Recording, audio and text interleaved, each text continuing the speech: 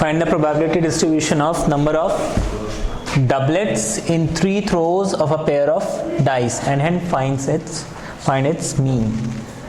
ठीक है, यहाँ पे देखो प्रोबेबिलिटी डिस्ट्रीब्यूशन फाइंड करना है. डिस्ट्रीब्यूशन हमने समझा था लास्ट क्लास में, है ना.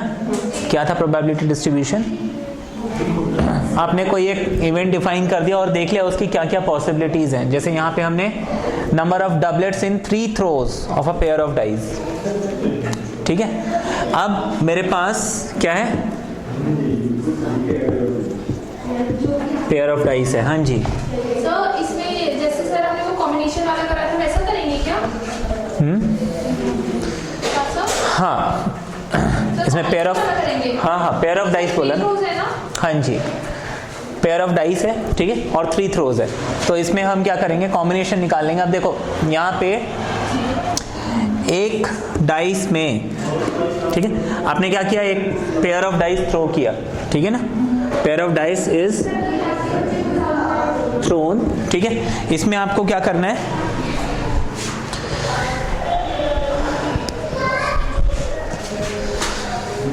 मुझे निकालना है चांसेस ऑफ सक्सेस. मुझे सक्सेस यहाँ पे किसको डिफाइन करना है? डबलेट्स. डबलेट्स को मैंने सक्सेस मान लिया. ठीक है, अब डबलेट के चांसेस कितने हो सकते हैं यहाँ पे? देखो, एक पेयर ऑफ डाइस थ्रो किया मतलब उसमें कितने? 6 और 6 यानी कि 36 आउटकम्स मिल सकते हैं. अब 36 आउटकम्स में मेरे पास कितने डबलेट होंगे? Doublet means 1 1 2 2 3 3 up till 6 6. 6 doublets हैं. तो यहाँ पे जो डबलेट्स के चांस हैं वो 1/6 हो जाएंगे. One pair of die, one pair of die. देखो 36 टोटल है आउटकम एक पेयर ऑफ डाई में, और उसमें डबलेट कितने बार मिल रहे हैं? 6 बार मिल रहे हैं. 6/36 यानी 1/6. डबलेट के चांसेस कितने होंगे? 1/6 या 6 आउट ऑफ 36. ये बात समझ में आ गई? हाँ, नहीं आई? अच्छा, इसको दूसरे तरीके से करते हैं.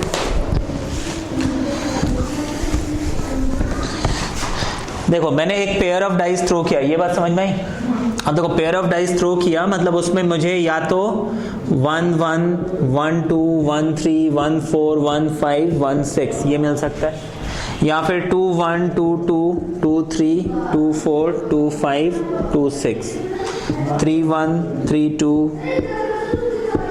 3 5 3 6. ठीक है, 4 1 4 2 4 3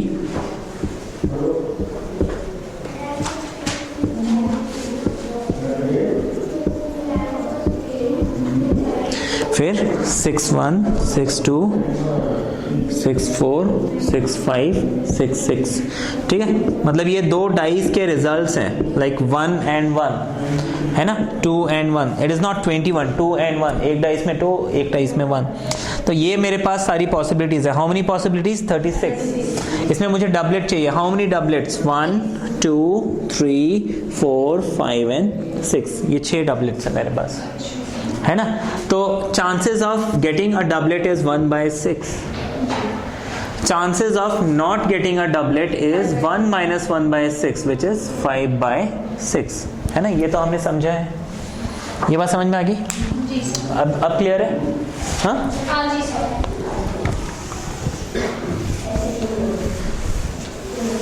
अब देखो, हमको यहाँ पे n नंबर ऑफ ट्रायल्स, मैंने कितने बार ये पेयर ऑफ डाइस को थ्रो किया है? हाँ, 3 टाइम्स, है ना. n is 3, हमने 3 बार डाइस को थ्रो किया है. अब ये जो 3 है, यहाँ पे देखिए, मैं अगर यहाँ पे x एक रैंडम वेरिएबल डिफाइन करता हूँ. x is number of doublets in throws of a pair of dice. अगर मैं x डिफाइन करता हूं number of doublets in 3 throws of a pair of dice, तो x रैंडम वेरिएबल यहाँ पे क्या क्या वैल्यू ले सकता है? हाँ, ये आपको क्वेश्चन में समझ में आएगा. जैसे क्वेश्चन में बोला है कि नंबर ऑफ डबलेट्स, है ना। तो ये नंबर ऑफ डबलेट्स यहाँ पे क्या है, रैंडम वेरिएबल है। आपको क्वेश्चन से ही पता चलेगा यहाँ पे x is what, number of doublets, number of doublet is my random variable. जो चीज मुझे निकालना होता है मैं उसी को रैंडम वेरिएबल डिफाइन करता हमेशा, है ना। अब नंबर ऑफ डबलेट कितने हो सकते हैं, 3 थ्रो में कितने डबलेट हो सकते हैं, हो सकता है मुझे एक भी डबलेट ना मिले, या हो सकता है देखो मैंने 3 बार फेंका ना डाइस को, पेयर ऑफ डाइस को, हो सकता है एक बार मुझे डबलेट मिले, 2 बार डबलेट ना मिले, या फिर मुझे 2 बार डबलेट मिले, 3 में से कोई भी 2 चांसेस, या फिर तीनों बार डबलेट मिले। अब मुझे इनकी करस्पॉन्डिंग प्रोबेबिलिटीज निकालनी है। अब ये प्रोबेबिलिटीज हम कैसे निकालेंगे, बायनोमियल डिस्ट्रीब्यूशन यूज करके। ये 4 मार्कर क्वेश्चन है, ठीक है। अब यहां पे देखिए हमारे पास नंबर n इज 3, ठीक है, p इज 1/6, q इज 5/6, है ना। फर्स्ट सिचुएशन में मैं r इज इक्वल टू 0 ले लूंगा। ये समझ में आ गया, इसको ऊपर से रब करें।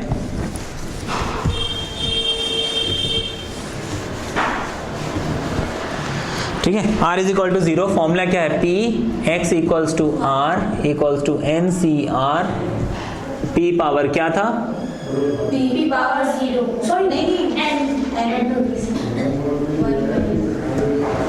p की पावर r एंड q की पावर n माइनस r, यही था ना, यही था। अच्छा, अब यहाँ पे n कितना है, 3 है, तो हम इसको लिखेंगे 3c, what is r, 0, p कितना है 1/6 की पावर 0 एंड 5/6 की पावर 3 माइनस 0, 3c 0 कितना हो जाएगा 1, ये हो जाएगा 1,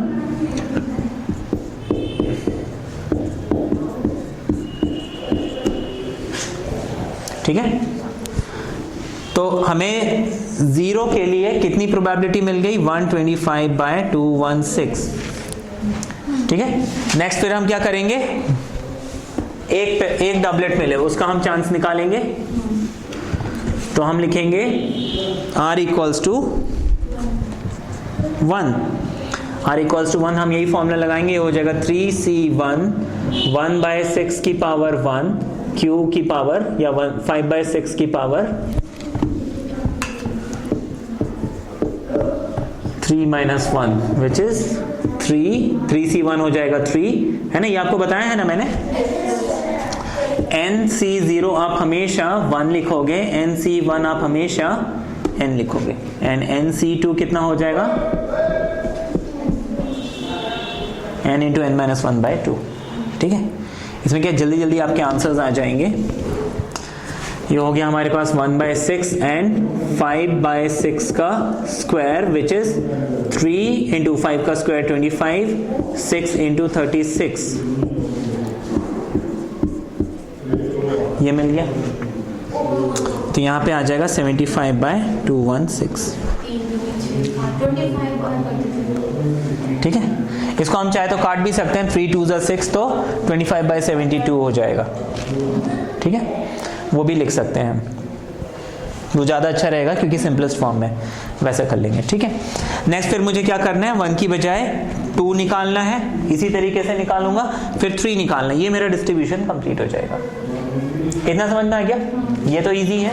हाँ, this is the first type of question जो एग्जाम में आया है। अच्छा, हमें इसमें बेसिकली करना क्या है, इस टेबल को मुझे कंप्लीट करना है, ये टेबल आप कंप्लीट करना तो आपको समझ में आ गया। अच्छा, इसके बाद हमें एक और चीज पूछी है इस क्वेश्चन में, फाइंड द मीन, है ना। क्वेश्चन देखो, ऑल्सो फाइंड द मीन लिखा है। Now what is mean, mean को हम म्यू से रिप्रेजेंट करते हैं, it is sigma PI XI, है ना। प्रोबेबिलिटी यहाँ पे कितनी है, 125/216 इंटू उसका करस्पॉन्डिंग, फिर आप लिखेंगे 75/216 इंटू 1 प्लस जो वैल्यू मिल जाएगी इंटू 2 जो वैल्यू मिल जाएगी इंटू 3, ठीक है।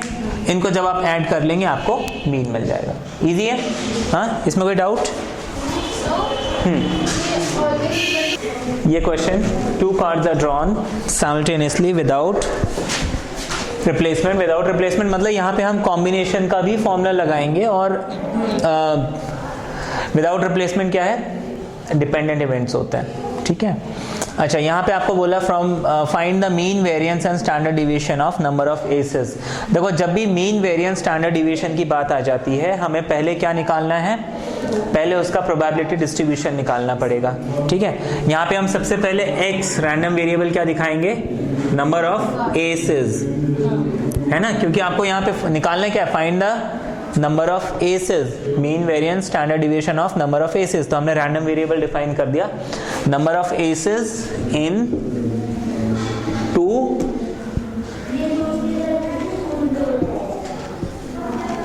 टू ड्रॉज ऑफ कार्ड्स, है ना। हमने 2 कार्ड निकाले और वो 2 कार्ड में कितने एसेस मिल सकते हैं। अगर मैं इसका डिस्ट्रीब्यूशन बनाना चाहता हूं, क्या क्या पॉसिबिलिटीज है, मैंने 2 कार्ड निकाले, उसमें आपसे मैं ये पूछ रही थी कि सर हमने क्या कहते हैं कॉम्बिनेशन वाला फर्दर यूज करेंगे, इसलिए क्योंकि हमने एक जो होते हैं वो मोर देन 1 होते हैं, तो इसलिए हमने फॉर्मूला यूज करेंगे सर। हाँ जी, देखो कॉम्बिनेशन का हम रूल कब लगाते हैं, जब भी हम मोर देन 1 चीज ड्रॉ करते हैं तो कॉम्बिनेशन लगाना पड़ता है ना।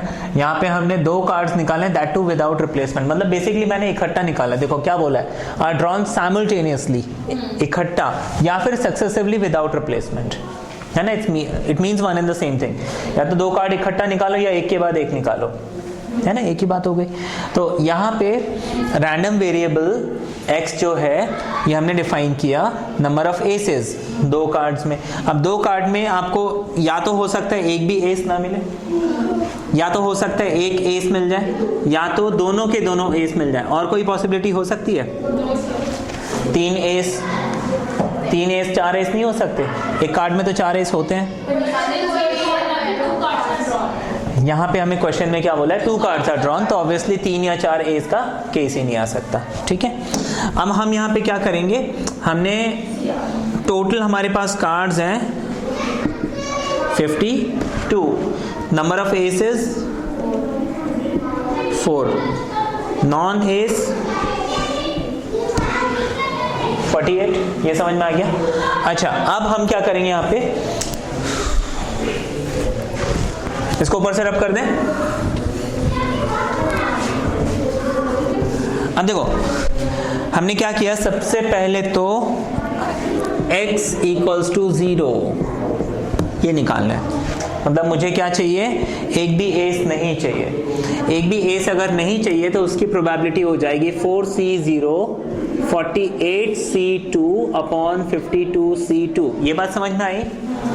हाँ, अच्छा देखो, हाँ अच्छा एसेस, एक्चुअली ये एसेस है, ये नो एसेस है ना।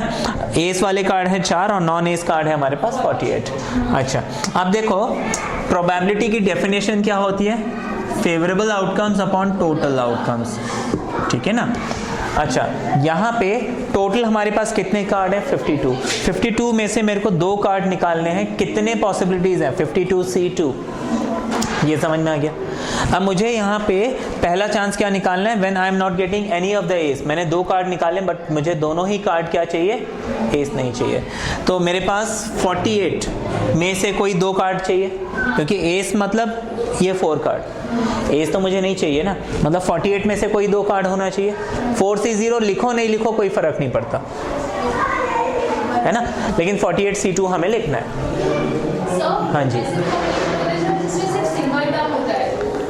एक ही होता है। हाँ। देखो जो 1 वाले क्वेश्चन है ना, 1 कार्ड इज ड्रॉन, आप उसको डायरेक्टली करो या कॉम्बिनेशन से करो, कोई दिक्कत नहीं है, आंसर सेम आता है उसमें।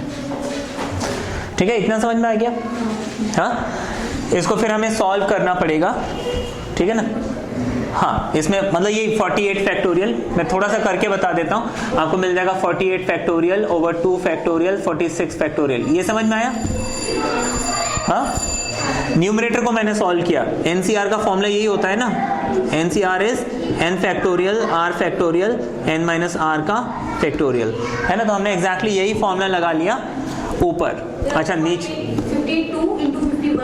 52 फैक्टोरियल ओवर 2 फैक्टोरियल 50 फैक्टोरियल। अच्छा, इस 48 को हम लिख सकते हैं 48 इंटू 47 इंटू 46 फैक्टोरियल, 2 फैक्टोरियल को हम 2 लिख सकते हैं क्योंकि 2 इंटू 1 इज 2। अच्छा, फिर 46 फैक्टोरियल को 46 फैक्टोरियल रहने देंगे। इस 52 को लिखेंगे 52 इंटू 51 इंटू 50, नीचे 2 को एज इट इज रहने देंगे। देखो 2 फैक्टोरियल हो जाएगा 2 इंटू 1 विच इज अगेन 2।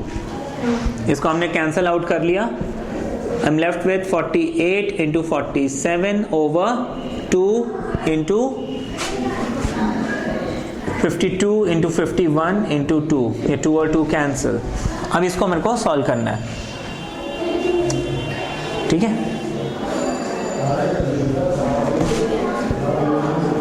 इसको फिर आप सॉल्व कर लो, आपका आंसर आ जाएगा, ठीक है। इसको फिर कैंसिल आउट जो जो हो रहा है, जैसे 4 की टेबल में ये दोनों जाते हैं, फिर ये आप देख लीजिए, ठीक है।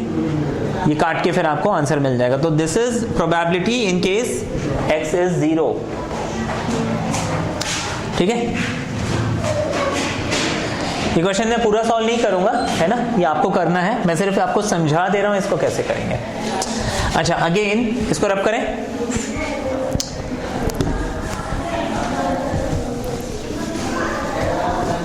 नेक्स्ट हम क्या करेंगे, इस x को 0 के बजाय 1 करेंगे, है ना। नेक्स्ट मुझे 1 चाहिए। अच्छा, मुझे एक 1 मीन्स एक एस चाहिए, है ना, एक एस चाहिए। नीचे तो आपका वही रहेगा 52C2 क्योंकि total number of cases 52C2। अच्छा, एक मुझे एस चाहिए, मतलब 4C1 क्योंकि 4 एस कार्ड है जिसमें से मुझे एक एस चाहिए। तो एक मैंने निकाले कितने कार्ड, 2। एक कार्ड तो मिल गया, दूसरा कार्ड क्या चाहिए, एस नहीं चाहिए। एस नहीं चाहिए मतलब 48 में से कोई एक कार्ड चाहिए। कितने तरीके हैं, 48C1। इसको आप फिर सॉल्व कर लीजिए, आपका आंसर आ जाएगा, ठीक है। वो वैल्यू फिर हम यहाँ पे रखेंगे, ठीक है। फिर नेक्स्ट हमें चाहिए 2, इसको रब करें। x इज इक्वल टू हम 2 लिख लेंगे, तो ये हो जाएगा, नीचे तो 52C2 ही रहेगा, ऊपर 2 मीन्स मुझे दोनों के दोनों एस चाहिए, तो कितना हो जाएगा 4C2। इनको सॉल्व करके हम वो वैल्यू यहाँ पे रख लेंगे। इतना समझ में आ गया, है ना। तो ये मेरा प्रोबेबिलिटी डिस्ट्रीब्यूशन कंप्लीट हो जाएगा। अब मुझे निकालना क्या क्या है, मीन। अच्छा, मीन का फॉर्मूला क्या है, सिग्मा PI XI, मतलब जो भी प्रोबेबिलिटीज आएगी उसको उसके करस्पॉन्डिंग रैंडम वेरिएबल से मल्टीप्लाई करके प्लस करते जाओ। प्रीवियस क्वेश्चन में भी यही किया था। इतना समझ में आ गया। अच्छा, मीन के बाद हमें क्या निकालना है, वेरिएंस। वेरिएंस कैसे निकालते हैं,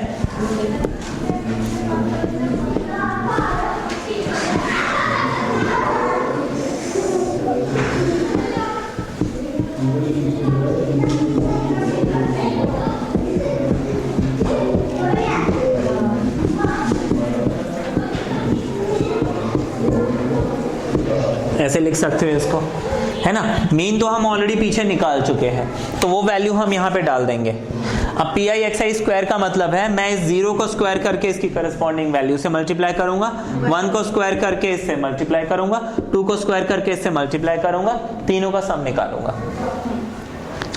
उस सम को मुझे यहाँ रखना है, माइनस जो भी मुझे मीन मिलेगा उसकी वैल्यू को यहाँ रखना है। That will be my variance, ठीक है। समझ में आ गया वेरिएंस कैसे निकालना है। इसके बाद मुझे नेक्स्ट चीज क्या निकालनी है, स्टैंडर्ड डिविएशन। अच्छा, स्टैंडर्ड डिविएशन क्या होता है, square root of variance, square root of variance, ठीक है ना। तो आपको जो भी वेरिएंस मिलेगा उसी वैल्यू को उठा के यहाँ पे हम अंडर रूट कर देंगे, हमें क्या मिल जाएगा, स्टैंडर्ड डिविएशन, ठीक है। समझ में आ गया ये, इसमें कोई डाउट। ये क्वेश्चन दिया हुआ है, ये भी अगेन वही बाइनोमियल डिस्ट्रीब्यूशन, उसी टॉपिक का क्वेश्चन है। On a multiple choice examination with 3 possible answers out of which only 1 is correct, for each of the 5 question what is the probability that a candidate would get 4 और more correct answers just by गेसिंग। अब देखो यहाँ पे this is binomial distribution, क्योंकि इसमें हर question की 2 ही possibilities है, या तो वो आंसर जो गेस किया उसने सही होगा या तो गलत होगा। अब यहाँ पे अगर P is the chances of getting a correct answer कितना हो जाएगा, 1/3। क्यों बताओ, देखो multiple choice examination with 3 possible answers out of which only 1 is correct, मतलब एक क्वेश्चन के 3 ऑप्शन है जिसमें से एक ही करेक्ट है, तो 1/3 is the chances of success. तो चांसेस ऑफ फेलियर कितना हो जाएगा, इतना समझ में आ गया। आगे आपको क्या बोला, what is the probability the candidate would get 4 और मोर करेक्ट आंसर। मतलब p x is greater than equal to कितना चाहिए, 4 और मोर, मतलब 4 से ज्यादा, है ना। इसको हम कैसे लिख सकते हैं, 1 माइनस p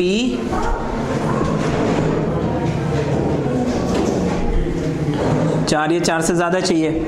अच्छा, इसको हम 1 माइनस नहीं करेंगे, इसको हम लिखेंगे p x equals to 4 plus p x equals to 5, है ना, क्योंकि 5 से ज्यादा तो क्वेश्चन है ही नहीं उसमें। अब x इक्वल्स टू 4 की चांस हम कैसे निकालेंगे, n यहाँ पे कितना है, how many questions, 5। px equals to 4 हम लिखेंगे NCR, यानी कि 5C4 p की पावर, p की पावर, हाँ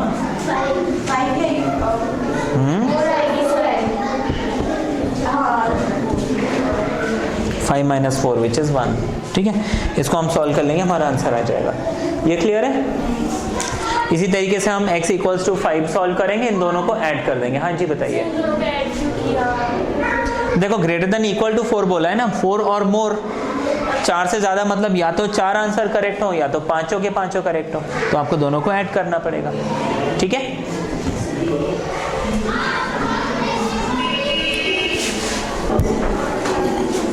ये क्वेश्चन देखो, this is somewhat different. Determine the binomial distribution, जिसका मीन कितना दिया हुआ है 20 एंड वेरिएंस दिया हुआ है आपको 16। अब देखो यहाँ पे आपको एक रूल याद रखना है, इन एनी बाइनोमियल डिस्ट्रीब्यूशन, अगर आपको बाइनोमियल डिस्ट्रीब्यूशन दिया हुआ है,